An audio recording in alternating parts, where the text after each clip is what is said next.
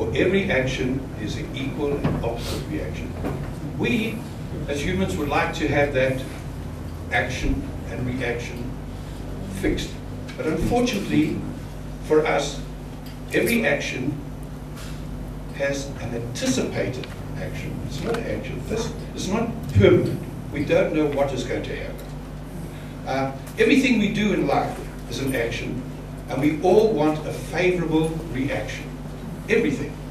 I mean, I watch TV, it's an action.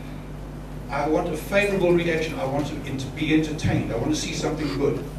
I go to the beach. I lie in the sun. The action I want is to be bronze. Let everyone see how healthy I look. But maybe I stay too long in the sun and I look like a cooked lobster. We don't know what we're going to get. I pet a dog. I expect a dog to show some affection. I want him to wag his tail. But maybe he bites me. Maybe he sees my hand and bites me. I kiss my wife. I expect her to kiss me back. Maybe she says I'm tired. You don't know. And then the big thing is that we can give every month to a company for our pension fund. We can give for 10 years, 15 years. And then all of a sudden, we find that they've gone under. All that action, anticipating a favorable reaction, is gone. We've lost it. Which brings us to the point that we never know what we are going to get, whatever we do. Now, this was the same in the good old days of the disciples. They were not too sure what reaction they would get by giving. There's an abridged version of, I think it's Malachi, which I came across. A bit controversial, but we'll go ahead and take it.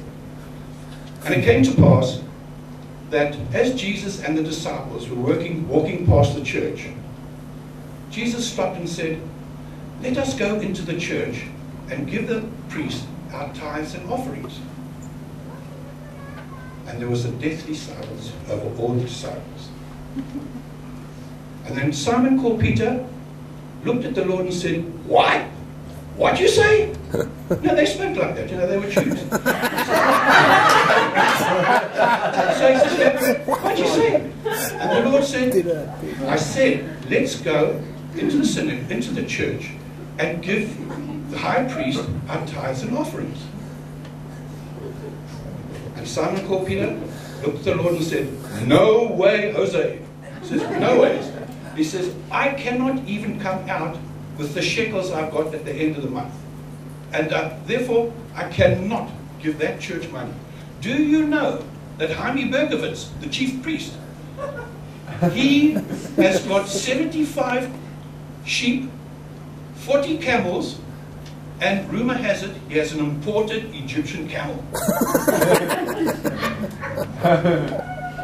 And he says, "No ways can I give anything to the church."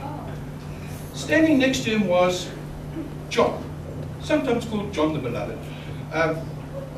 He looked at Simon Peter and said, "Yeah, but me too." He says, "There is no ways that I can give to the church as well." He says, "My wife says that we're living like beggars."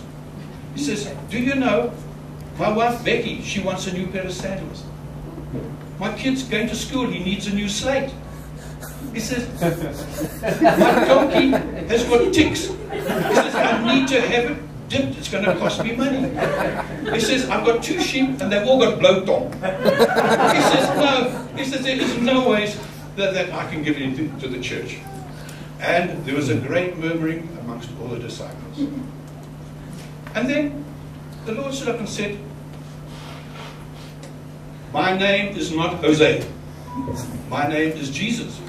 And I am the Son of the Most High God. And I tell you now, that if you give your tithes and offerings to the church, I will ask my Father in heaven to pour out a blessing on you, so much that you cannot be able to spend it financially. But on top of that, He will also make sure that your kids do good at school, that your wives will have servants, your donkeys will never have ticks, and the sheep will not get sick and have blowtorch."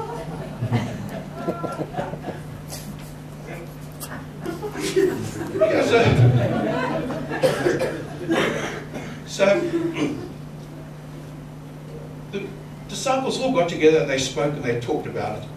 And then Matthew turned around to the Lord and said, Lord, this sounds like one of those get-rich-quick schemes, you know. We've seen them before. You know, like the pyramid scheme, you know. Can we believe you? And the Lord said, you've known me for 2.5 years. Have I ever lied to you? And the disciples shook their head and said, no.